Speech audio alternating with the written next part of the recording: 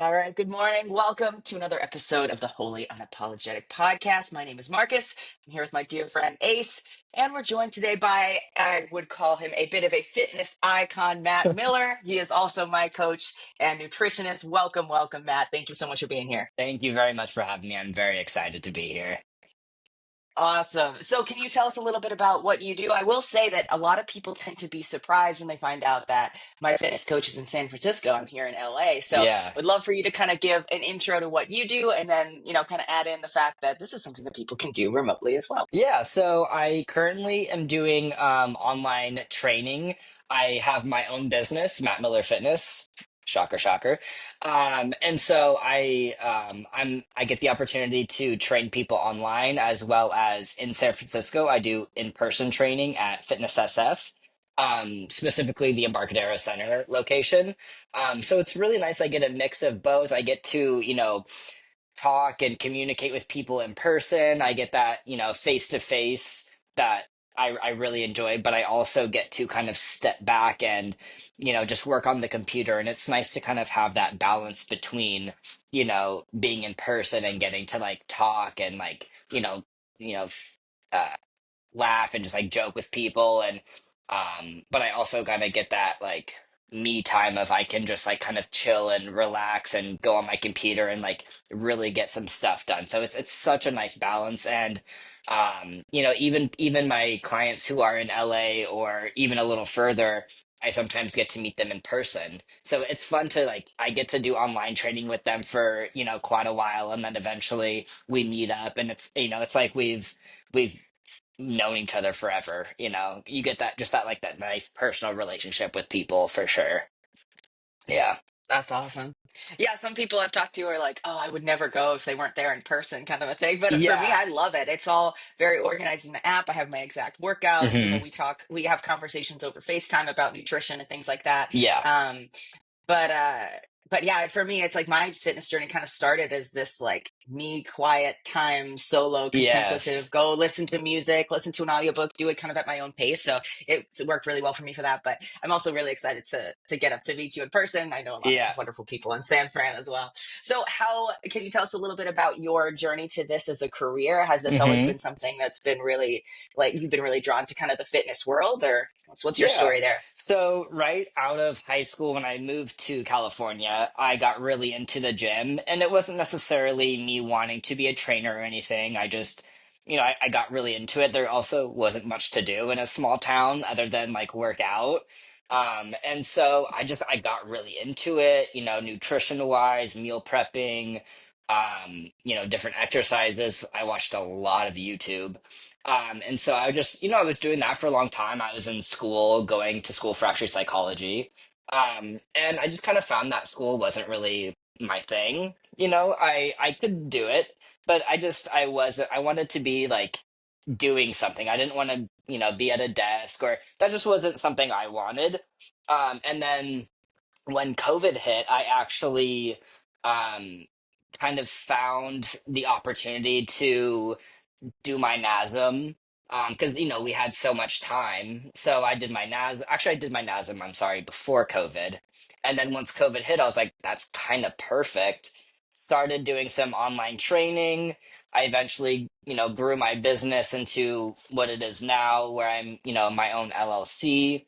And then I wanted slash needed something more because it's hard to sustain a nice life, just building up your personal business. So, when I was in San Francisco, I was coming to this gym.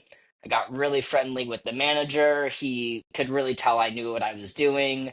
And so when I told him I was interested in a training position, he was like, all right, let's do it. So it was kind of like a friendly interview. If you could say there was an interview, I think the interview was more of me just working out here for the past like year before that. Um, but I really love this gym. It's very much a like a family community. It's the smaller location of the few that they have in the city. So it's very close knit. And it's nice. I really love it. So I think as much as COVID sucked, I think it was a really blessing in disguise for me because it really led me on this path of my passion. Like I would not want to spend all day anywhere else other than this gym. Well, Mm, a gym, but you know what I mean. Like so mm, yeah, so I think I got very lucky in the sense that it led me to this path in a way. Yeah. mm. Very cool. And can you give us that acronym for NASM for those of us that didn't know in terms of your certification? The like the actual certification I have or what NASM Yeah, you is. said NASM, what NASM is. So just for people that don't know, Oh, but that's it's essentially a yeah, fitness trainer certification, right? yeah, exactly. Yeah, exactly. So you go through, it's like an online school or online course Mhm, that you follow. It's nice because you can do it on your own time. So you can do it as fast or within the 2 years that it gives you. I personally did as fast as I could. Well, though, mhm. but I there was no reason for me to postpone that. So yeah, NASM is just where you can do your online certification. Yeah, and they Mhm. have a lot of courses, nutrition, very specific, like niche type. Certifications as well. So you can do so much expansion on your knowledge as well. They have a lot to offer. Nice. So one thing that I was really excited about in working with you, Matt, is that you are a trans person yourself. You have an understanding of working with trans bodies, essentially. I Yeah. had worked with one other trainer before, but that was something that was going to be, I figured, a really big step forward. Can you Mhm. speak to how much of a value add that is to what you do and what you provide and kind of sets you apart from other trainers in that way?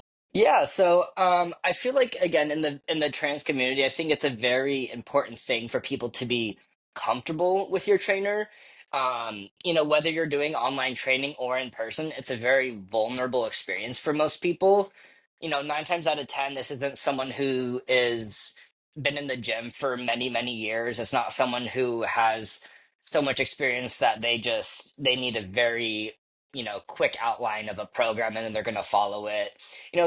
I've noticed these are people just like me who have body dysmorphia, who suffer from you know um uh, like anxiety, depression. They have a very skewed view on their body, or they're trying to build a loving relationship with their body, and I think that is really important in being so vulnerable. I've noticed a lot of people are very hesitant at first to give me full information or to give me how they're really feeling about things. But I think one, understanding where they're coming from, how they're feeling, living the experience that they've experienced, I think gives us a deeper rapport. And I think it makes people be able to be more vulnerable with me. And I think that's the most important thing is being 100% honest. Because if you give me really half-assed, answers, really half-assed information, I can only do so much with that. Whereas someone who, like yourself, you're very open and very vulnerable with me, and I think that gives us more to work with, and I think it makes it easier to give you a program based on you. And that's essentially what it Mm, is. A program is it's what you need out of life, what you need out of your workouts, because again, we're working out to be healthy, to be stronger, to feel better, to look better, but it's also a huge mental hurdle as well. Being in the gym is absolutely. it's not a comfortable thing for a lot of people. So I think also understanding that people are starting at a very nervous state of walking into the gym. It's scary, especially now everyone's filming in the gym.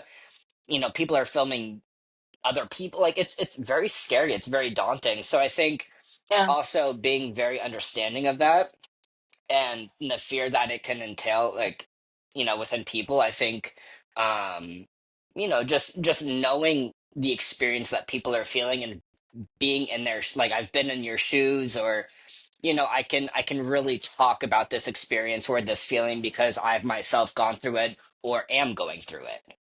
So I hmm, think it does give me that little bit of, extra steps and making people feel comfortable and really just pushing them past their comfort level in a very respectful manner.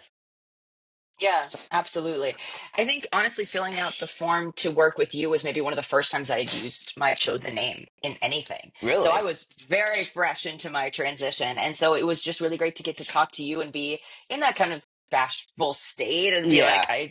I'm really hoping to get on hormones soon. I haven't done like anything yet. It's like, I'm Yeah. not a real trans person yet, but you are only incredibly encouraging, like, we're going to get ready. We're going to get ready to go. And that Yep. was really huge because it is so much of an emotional thing and a physical thing as well. Yeah. Um, but one thing I find really interesting too is that with my last coach, so much of the focus was just losing weight, getting smaller. And something we were talking about in our last podcast was kind of the pressure for people assigned female at birth to basically take up as little space as possible. And Yeah. so it was incredibly empowering to start working with you and being like, we're going to bulk up. Like, Yep. I want to see that number. Like, it's the exact opposite of someone Yeah. raised to always think like you should always be smaller, take up less space, lower number on the scale being the only thing that matters, Yeah. and to then be in a place of like, I want that number to go up is was Yes. such a huge mental like healing thing for me.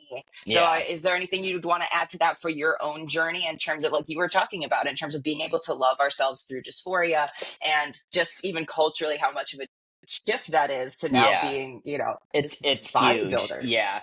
And I think for me, I've experienced the same feeling of, all right, I almost I'm almost, oh my God, I even lost track. 11 years on T. Like sometimes I still feel like I am not worthy, or I'm not worthy, but I'm not much of a man as these other people. Like I don't deserve as much space, but I think getting past that and realizing we're just humans, like we're whoever we want to be. Not everyone's going to agree, and that's fine. But I think it's also important that we do take up space. And I think I'm finally at a place in my life where I can encourage that and tell people that, like show people, and you have as much right as everyone else to be in the gym, to do what you want to do. Your body is going to be different than everyone else's. Like there's no need to, you know, compare yourself to other people or to feel less than because you're trans.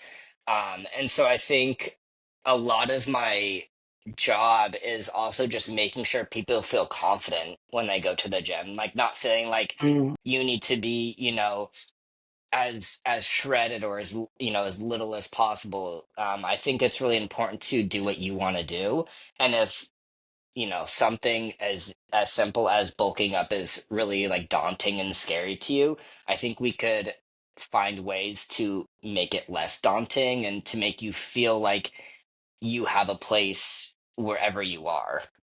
And so that's Hmm. something I think that I had to kind of learn on my own. Because again, when I came out, there wasn't too many like trans people, not like big, known, like well-known people.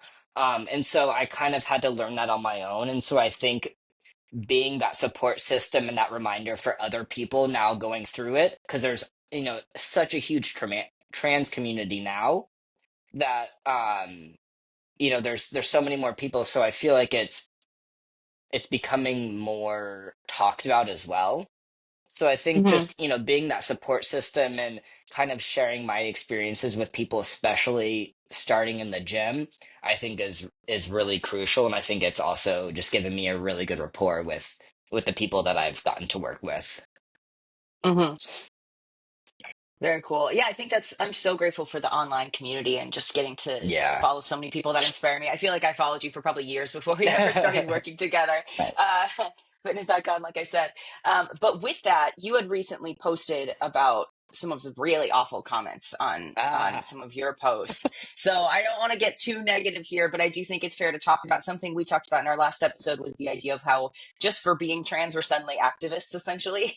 literally. And I think I was shocked after you'd kind of put something on your story to just go through those comments and be like, oh my gosh, this is horrifying. Hmm. Just complete strangers putting those comments out there. So I guess my question would be, how do you remain resilient? Because there's so many of us that can be strangers that find you, that are inspired by you, that get to send love to you through this Hmm. platform, and other people can just throw out their hate. So how do you Yeah. keep up a thick skin, I guess? I mean, it definitely has taken me years. I, it's I mean, when I first started getting the comments, it really got to me. It really hurt my feelings. It made me feel really sad, a little depressed. But as the years go on, you realize that no matter what you do, there's always going to be at least one person that's going to talk about you, say things about you. But I think it took a lot of personal growth on my end to really be able to kind of, at this point, laugh at the comments. Because, I mean, it's to the point where it's like, this is someone who's never met me. This is someone I'm never going to see in my life. Like, we will never come in contact, and the fact that you care this much about something that has absolutely nothing to do with you, and you're taking the time to like scroll on Instagram and like comment on, and I know I'm not the only one that they're commenting on. Like, it's kind of pathetic in my eyes, and so again, it's taken me a long time to see this, but it just seems like it comes from a place of like self-hatred and self-loathing, and you're just not happy with your life.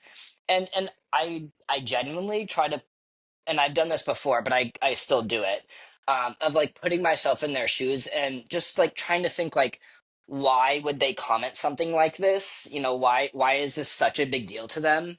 And the only thing I could think of is you're just not happy with your life. And if I was in your Mm. position, maybe I would be doing the same thing of like, if I'm that self-loathing, like I have to bring other people down. And so it's to the point where now like nothing they say is ever going to change what I am, who I am, what I'm doing, and now I kind of laugh because it's the same comments over and over and over, to the point where I'm like, it doesn't change. Like, like it's still a little hurtful, people who hate me and you know want to hurt me this much, but it's not going to change anything, and I think Mm. it's taken many years, but the fact that I feel very comfortable and confident in myself, like I've done a lot of hard fucking work to be, who I am, just emotionally, not even like like physically, I whatever, but like emotionally and mentally, like I've put a lot of work into to be able to kind of let those comments pass. And Yeah. sometimes, they get the better of me, and it makes me angry, it makes me hurt. But like for the most part, I've just kind of come to the conclusion that these people are very unhappy in their life, and I'm very lucky that I'm not them. And I Yeah, think and I think and I absolutely. think that's the biggest thing, is I have so much love in my heart that I could never be like that. Never be like Hmm. that. And so I think that's a huge thing, for people to remember, is these people are sad in life, whether it's themselves, whether it's, the relationship or work, whatever it is. Like, it's nothing against you, and it's 100% about them. They're just Yeah. reflecting and trying to make you feel just as bad. Not everyone's going to agree with being trans and living life however you want, loving whoever you want, but at the end of the day, like, it they have no say in your life. Hmm. And you're half the time, no, 99.9% of the time, you're never going to meet or see these people in real life, Right. and your life has absolutely nothing to do with them. So, at the end of the day, like, it's hard, and it's hard work, but I think what helps is focusing on yourself, gaining confidence, gaining self-love, and after Hmm. that, the comments don't mean anything. They mean absolutely Yeah. nothing. And at some point, it's funny just to mess with them, and that's what I kind of been doing.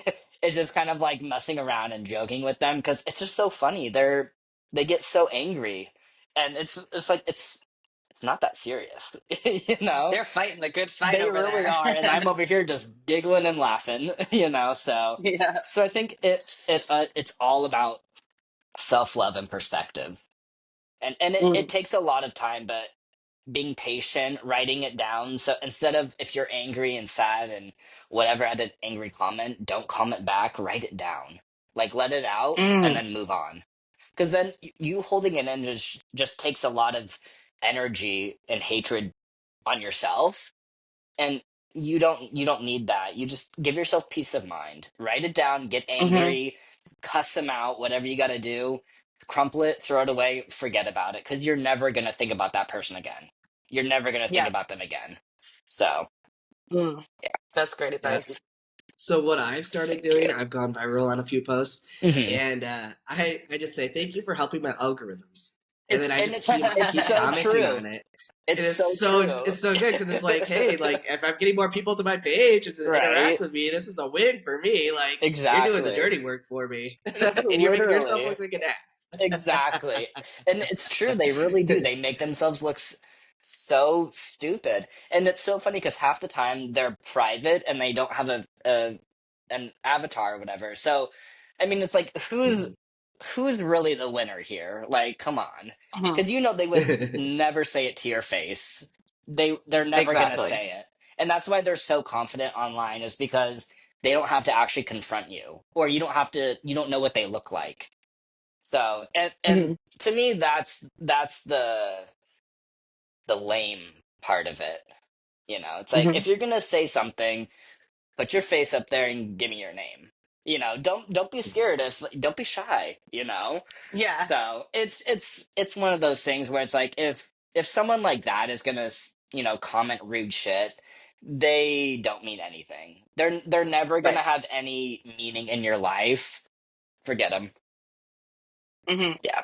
Yeah, I was gonna ask you about that to compare Ace because fitness is one thing, but with your topics of like sex or leaving behind religion and things like that, I wonder if you almost were kind of more prepared for some feisty comments, that type of thing, like just kind of knowing there'd be a little bit more of a rise out of people. But yeah, you both have been, in the public eye a lot longer than I have. So Yeah, at first it took me out, and I was like, man, this sucks. Yeah. And then I finally was just like, their opinion doesn't matter. They It don't know me. They doesn't. don't know my character. They don't know my Yeah. integrity. They don't know who I am. They don't care to know who I am. They No, just literally search FTM, and then they go on those pages and they just, which is trash people. wild. It's wild. I mean, um, Yeah, so how it's much a, it's time? It's so sad that people have so much time on their hands to like go search out a specific, set of people and then just be so hateful, It's crazy. it's an absolute reflection of who they are. That's all it is. 100%. They Yeah. haven't done the work. They're afraid of doing the work. There's a fear and there's an ignorance there, Yeah. and that's on them.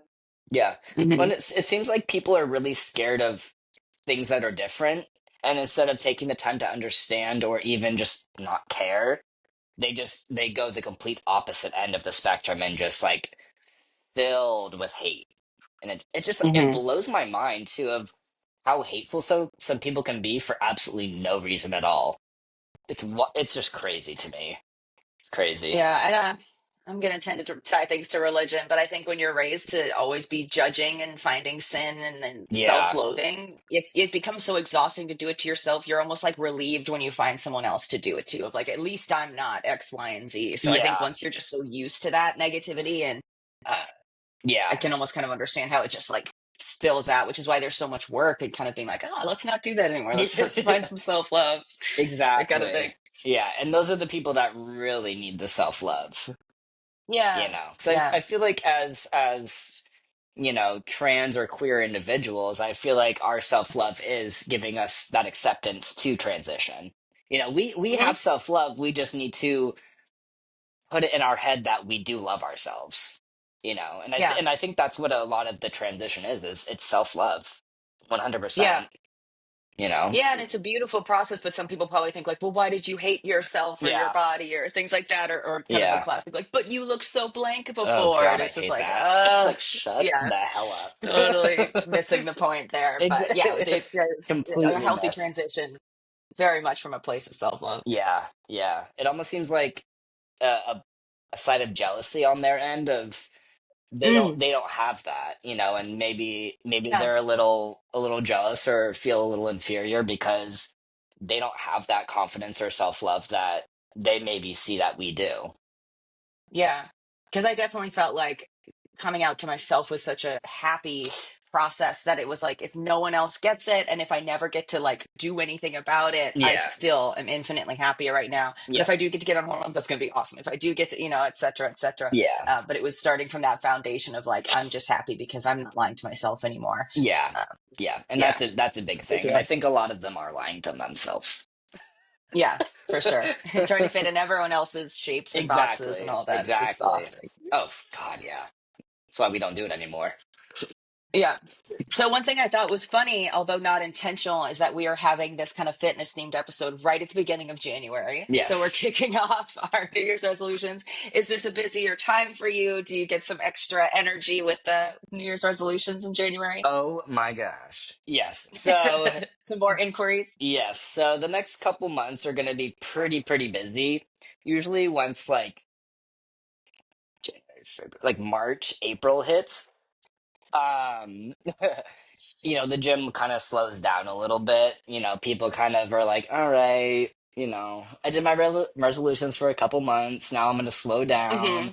Hmm. But yeah, for the most part, January is a pretty busy month. I think people are also really reflecting on last year and, making, I, I I I guess you could say resolutions, but goals and things like that of, being healthier. I think after COVID, I think a lot more people were kind of woken up to not so much like a health crisis, but being healthy really matters, especially when you get really sick.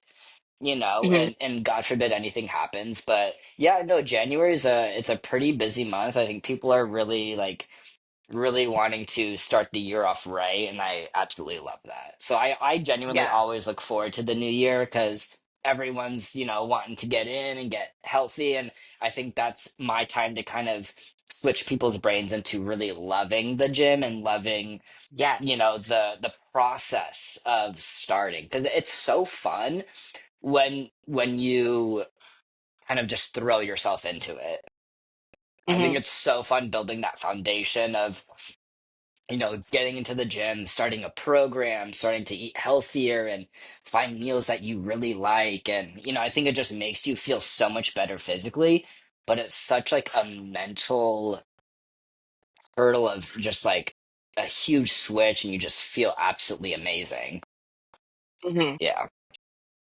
Yeah, I think for me and my journey, the best thing that I did was like tried all of the kinds of fitness and tried all of the kinds of food because eventually I was able Yes. to settle on things that where I enjoyed being at the gym and things where I still eat it, even if I feel like I've totally fallen off the wagon with my workouts. I'm still eating pretty like regular in a Yeah. certain category of healthy foods because you might have like a lot of extra motivation right at the beginning of the Yep. year, but the thing Yep. is to show up when you don't have the motivation, and that what Yeah. helps there is kind of the discipline, the habits, but also just doing things that you kind of can enjoy the journey for instead of like, Yeah. I will be happy when I reach this number, instead just being like, Yeah. oh, this is going to feel good. I'm going to go work out for a little bit. So I guess Yep. this would be kind of the chance. What are some of these kind of universals for fitness advice for those that are starting in a new phase at this time of year? Yeah, so definitely start slow with very measurable goals. I think a lot of people are very eager, which is fantastic, but very eager to the point where they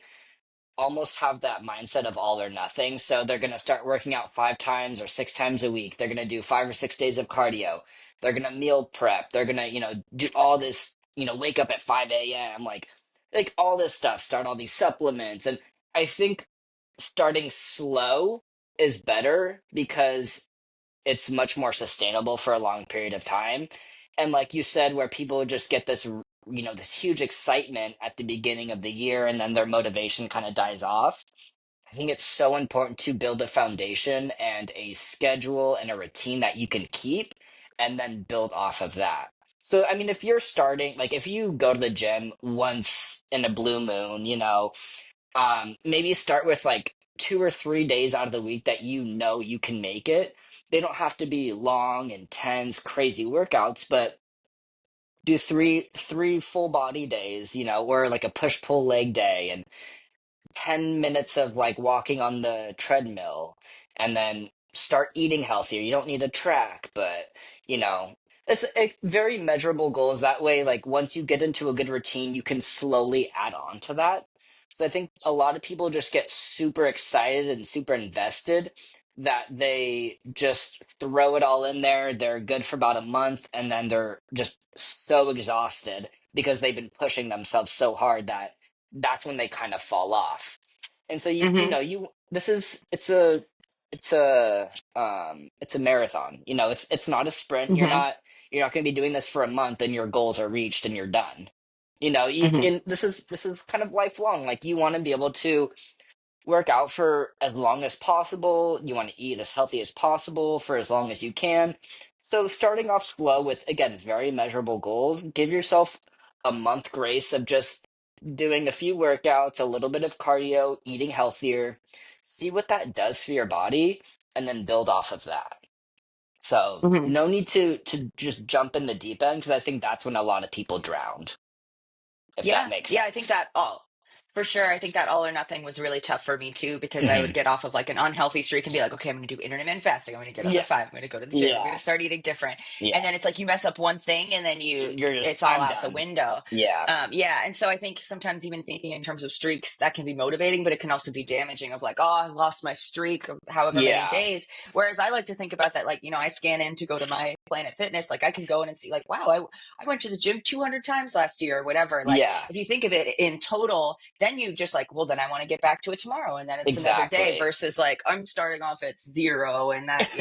So Yeah, it's like anything can be motivating. Anything can be like a healthy way to think about it. Anything can kind of become toxic. Like for yeah, me back in the day, calorie counting, I ended up being way too restrictive. Like I think I like numbers yeah, too much. So I saw that little bar that said, oh, I could do it in 2 months for eating like 1,200 calories. And I just would starve myself. But then other people have had great success having healthy balance with it. So I yeah, think that's kind of the way I think of it is like try everything to see what you yeah, like and what's kind of not so painful for you. And yep, then, yeah, little bit at a time, not thinking you want to change your whole life at once. And then not to be so hard on yourself if you miss a couple days for exactly, something, just get back in when you can versus like, well, I'm off. So now I might as well go crazy with it because it's all or exactly. nothing. Yeah. So And progress is yeah. never linear. Like you're gonna find days where, your workouts aren't great or maybe your meals weren't great that day, but what's important is pushing along. You got to push past Hmm. those tough days, tough weeks. It's not going to be picture perfect the second you start, but you have to Hmm. really find what works for you. And like you said, try everything. Watch Hmm. YouTube videos, watch other people that you aspire to be, and that your lifestyles kind of reflect each other a little bit. Because that's what I did. Is I tried so much. I tried so many things and just one thing that works for me isn't going to work for you, isn't going to work for Ace, isn't Right. going to work for another person. So it's really, really trying to find what you enjoy, what you like, and what's going to work for you. So it's Hmm. not going to be right off the bat things are going to be perfect, and that's what your number is going to be, and those are what your workouts are going to be. But try different things because you also don't know what you like and what's going to work until you give it a shot. So don't And be life will come yeah. through different seasons too. Exactly. Yeah. Don't be afraid to step out of the box and do something different. Other people are in the gym and that's kind of great to get an idea of what to do, but you also can't rely on other people to do the right thing in the gym, so you don't always want to just watch and then follow, if that makes Sure. sense. Yeah. Yeah, and the Atomic Habits, he gives the example of a guy who would just go to the gym for 5 minutes and then leave. Just go for 5 minutes and then leave. And it was more important that he was showing up and then had a Yeah. little bit more time than what we tend to do is often, oh, I'm going to go for 2 hours. And then you do that for a week and then you never Then go you never again. go again. Yeah. It's so much more. So for me, I started off with like, okay, I'm just going to sit on the bike and watch something on my phone or Yeah. walk on the treadmill for 10 minutes. And I was really, I think what I was good about is I would listen to when I wanted to leave and I would leave because Yeah. then it wasn't like, stay past the point of like, now I'm not even going to go again. Yeah. I would kind of listen to my body. And then I started working into more machines. And then I got to a point where I was like, okay, I feel really comfortable in the gym. Now would be Yeah. the point to hire someone that can give me more structure Yeah. and expertise, but to let it be an intuitive process and just listen to my body and Yep. kind of be like, oh, I kind of want to do something with my arms right now. Like that was, I think was way Exactly. better than, being like, this is how gym happens, and I have to follow these steps, and if I fail, then it's all out the window, that kind Yeah, of thing. yeah, and I like that. And I think again, building that foundation of just consistency is so important because that's I feel Mhm. like the number one thing that people I don't want to say mess up on, but that's the one thing that I think people don't really get into their head is you just need to build that consistency first. Because once you build that consistency, you start finding exercises and like machines and equipment you really like, and then the workouts become so much easier. But it's just that it's the getting there that's the hard part at first. But then once you Mhm. build that schedule, build that kind of, day to day, week to week routine, I think getting into the gym becomes super easy because you look forward to what you're doing. So Yeah, and eventually it starts to rewire your brain too, where I think yeah, like if you're stressed, your brain will actually start to tell you like, oh, maybe go for a run or something. Like that only yeah, happens after you've a long time of building that habit yep, to then start to not have your brain crave maybe less healthy outlets. So it exactly. definitely takes time. But I think I like to think about trying to make a perfect day in a sense of like I want to Hmm. do like for me a little bit of writing every day or a little bit of reading every like those I try to think more about refining that instead Yeah, of okay, I need to be on a diet for 6 months and then that other part of my life. yeah, Like it's, I kind of want to think about it like, in the movie Groundhog's Day, he like learns piano because yeah, he decides that he's just going to do a little bit every day. So I try to think about it that way instead yeah, of, oh, I'm on a diet. So like, cause a lot of people you'll hear them be like, oh, this is my last fun meal before my diet. And then it's like, yeah, oh, that's so yeah. depressing. So I try It, to not even really think about like, oh, it's going to be January 1st. It's like, if it matters to me, I'm going to start now and I'm going to yeah, probably mess it up a lot, but I'm going to keep at it. So hmm, that's kind of been something for me of like, trying to almost perfect one day with what matters to me and yeah, whatever that might look like, journey, not the yeah, destination, that kind of thing. yeah. And I like that. I like taking it just one day at a time. I think that's really important. I think a lot of people have that the year in their whole Mm, head of like trying to plan the whole year. I'm like, just plan a day, a week at a time. Like your weeks are going to change, your days are going to change. Like it's not going to be set in stone for the entire year. So just taking it slow, focusing on what's important for you that day or that week, and then take the next week when it comes type thing. So I like that. I like that you're going slow and, still trying to prioritize things that are important to you on the daily basis. Yeah. mhm. So if people want to find you, Matt, I know we'll link in all of your social medias and website and things like that, but what's the best way to get into contact with you? What can people expect there? My Instagram, mattmiller_fitness. I also have my link to my website if you're ever curious about any of the training or packages that I offer. Um, Usually on special holidays and occasions, there will be sales, so always look out for that. Because I love to treat my clients to what I can when I can. Um, but yeah, Instagram's always a good bet for me. Awesome. Anything you Cool. want to add in, Ace? Oh, this is a great conversation. I have zero desire to get into the gym, but now after talking with you for a little bit, I was like, oh, okay, maybe I could do this. I don't know. You can. You can. I hear Jim calling your name. is there pizza there? There might be. There might Sometimes. be. Fingers crossed. My That's gym will have awesome. like Tootsie Rolls right up at the front, and I'm Oh, like, I mean, at least one or two. Come on. yeah, Good yeah, little when in pre-workout Rome. snack. A little pre-workout snack. Yeah. Just hang a donut in front of me, and maybe I could start running down the Or, Yeah. treadmill oh, or something. I'll run so fast. I'll get that donut. Oh my gosh. Now I want a donut. Excellent. Too. All right. Thank you so much for being here, Matt. Always good to see you, Ace. We'll be seeing you again soon on our next episode of Wholly Unapologetic. You guys have a great week. Thank you.